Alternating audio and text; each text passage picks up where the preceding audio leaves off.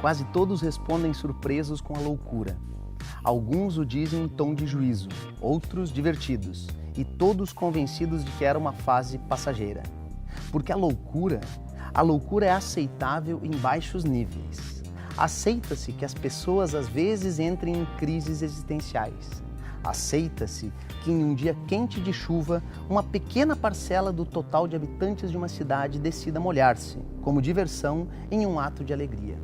Aceita-se que apaixonados cometam eventuais descuidos da conduta padrão. Mas todos devem ser breves. Os inquietos de alma devem se ajustar. A chuva deve passar e a paixão se extinguir. Ruína e Leveza, Júlia Dantas. Quem nunca teve aquela crise existencial de questionar sobre sua presença na humanidade e sobre seu futuro numa profissão ou dentro de uma universidade? Para conversar um pouco melhor sobre esse tipo de elemento, nós trouxemos o professor Marcelo aqui, que acabou de apresentar um trecho da obra Ruína e Leveza, da Júlia Dantas, né, professor?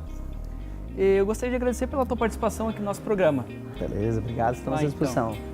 Professor, eu gostaria de te perguntar com relação a um questionamento que se tem logo quando nós lemos o livro, que é a personagem, ela faz uma viagem porque está insatisfeito com aquele cotidiano dela, né? E ao ler o livro, tem-se uma percepção de que parece uma fuga, que ela não tem nenhum planejamento de viagem, mas ela simplesmente vai, né? Então, qual seria essa proposta do livro na concepção do professor, quando ela questiona que isso não seria uma fuga, na verdade? Muito bem, a tua leitura está correta. A personagem principal, a Sara, ela foge da sua situação atual. Ela não está satisfeita, mas impressionantemente ela não está satisfeita porque ela já atingiu a sua felicidade. Ela é uma jovem de 20 e poucos anos e já está suficientemente feliz, então ela precisa mexer a sua vida um pouquinho, balançar a sua vida para fazer alguma coisa diferente. E aí ela, sem planejamento nenhum, ela simplesmente vai. Pronto, só isso já é um belo ensinamento para nós, que muitas vezes queremos fazer várias coisas e hoje não pode, o mês que vem não dá, o ano que vem eu ainda não estou pronto. E aí lá pelas tantas tem um monte de coisa que a gente não fez, quando algumas pessoas simplesmente vão lá e fazem. Aproveitando essa questão da discussão entre acontecimentos, né, o livro ele faz um passeio de cronologia, né, entre o passado e o presente, ali nessa questão do relacionamento com as pessoas e com os acontecimentos.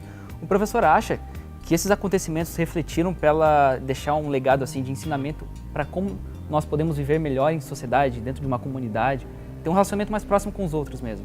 Eu acredito que a quebra dessa linearidade, que é o termo mais correto, eu acho, numa narrativa, né? Não é uma narrativa com início, meio e fim, ela nos leva a pensar algumas coisas de uma outra maneira, no sentido que algumas coisas que estão acontecendo lá na frente da nossa vida, elas mudam o nosso entendimento de algumas coisas que já passaram. Hoje em dia, com o nosso passar do tempo, a gente começa a refletir sobre alguns acontecimentos da nossa infância, da nossa juventude, às vezes revendo algumas coisas e às vezes não, reforçando, era aquilo mesmo. E isso em algumas situações do livro acontece também.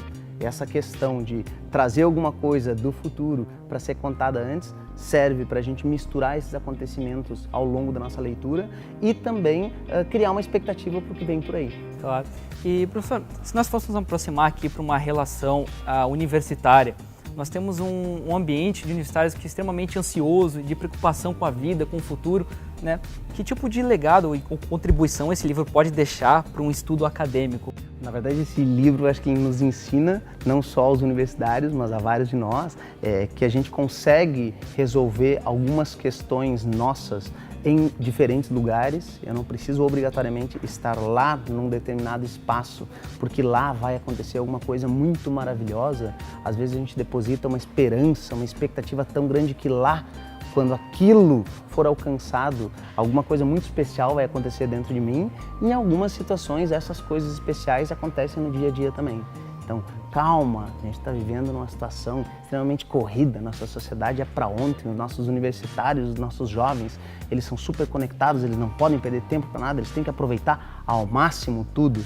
Ok, a gente quer aproveitar muitas coisas e bastante, né, em todos os momentos, mas a gente não precisa se preparar para alguns acontecimentos pontuais que lá na frente vão me iluminar de alguma maneira.